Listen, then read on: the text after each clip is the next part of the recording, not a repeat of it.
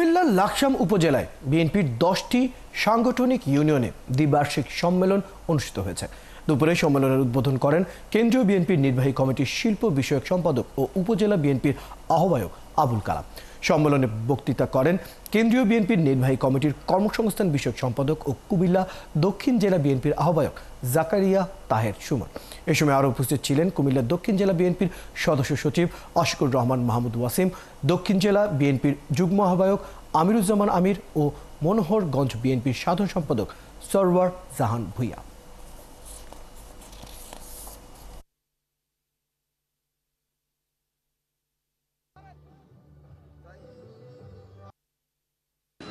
আমরা আমাদের ভারপ্রাপ্ত চেয়ারম্যান জনাব তারেক রহমানের নির্দেশে আগামী ফেব্রুয়ারি মাসের মধ্যে জাতীয় সংসদ নির্বাচন আদায় করে ছাড়ব ইনশাআল্লাহ। এর কোনো ব্যতিক্রম হবে না। যদি কোনো ব্যতিক্রম হয়, তারেক রহমানের নেতৃত্বে এই দেশে আরো একটা বিপ্লব হবে ইনশাআল্লাহ।